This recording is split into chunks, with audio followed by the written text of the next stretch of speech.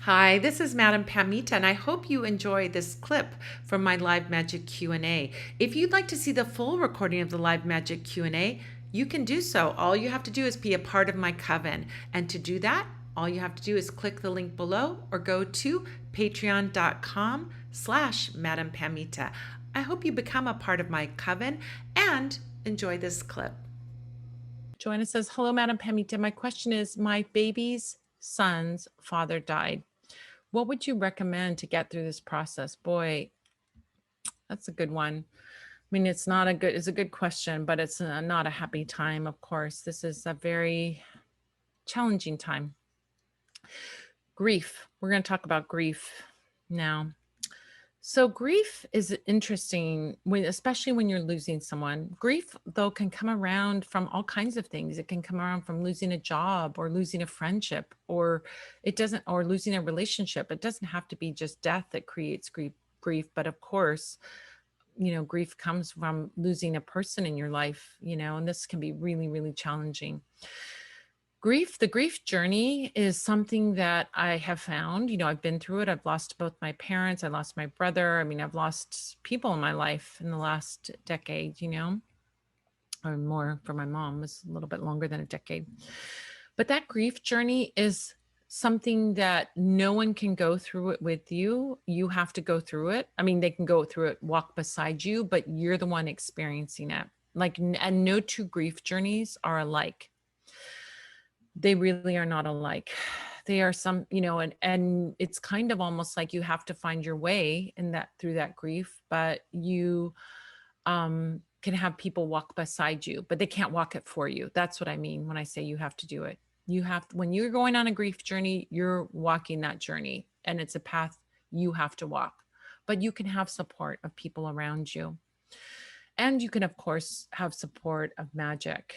Know that when you're going through a grief journey, in my experience, you're going through kind of like time overall, you'll get to a place where the grief will be lifted.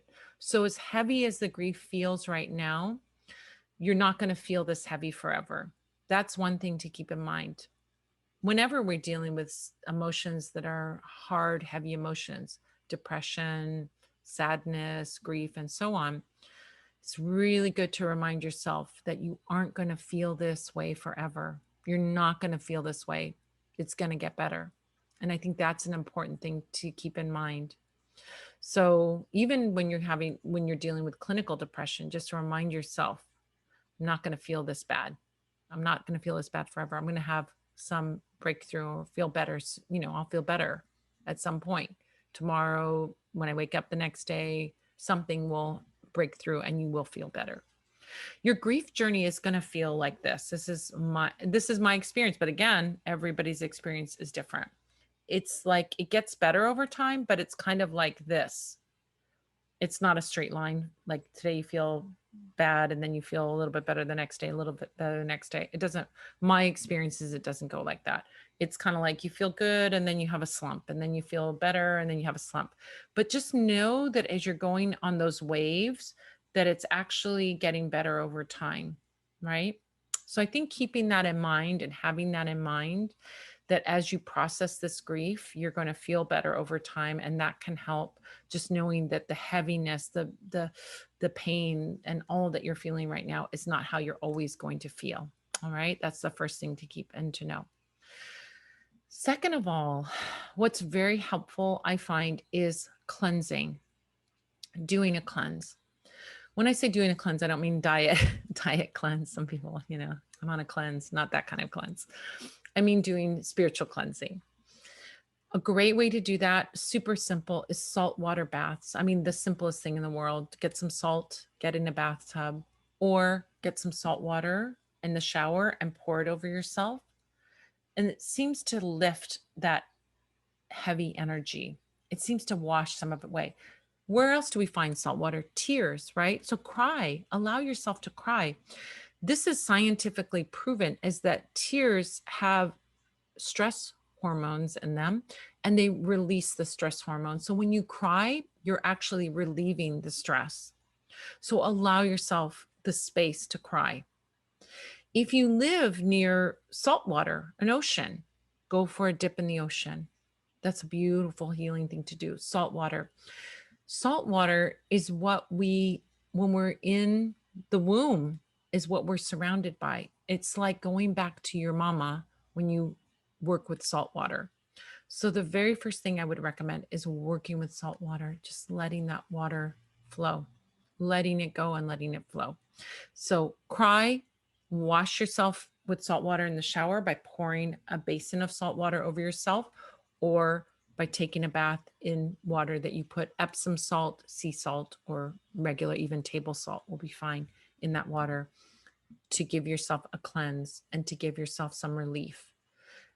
Consciously just have in mind that you're going to be, every day it's going to be up and down, up and down. You know, in many people's experiences with grief, you're doing good, and then something will trigger you, and you'll go back into that sadness again.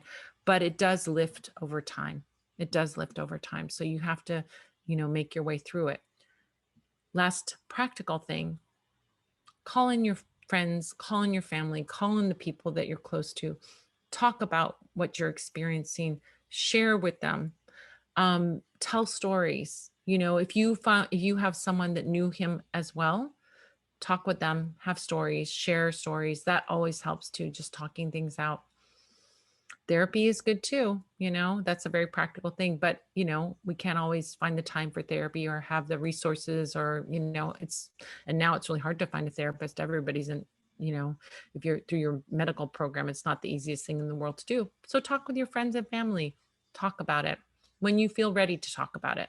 If you aren't feeling ready to talk about it now, that's okay. You will feel ready at some point, and then you can have those conversations, and you might find you have some funny memories, you have some sad memories, funny memories, all kinds of things. And just letting it out and having those conversations and having a listening friend can be very, very helpful.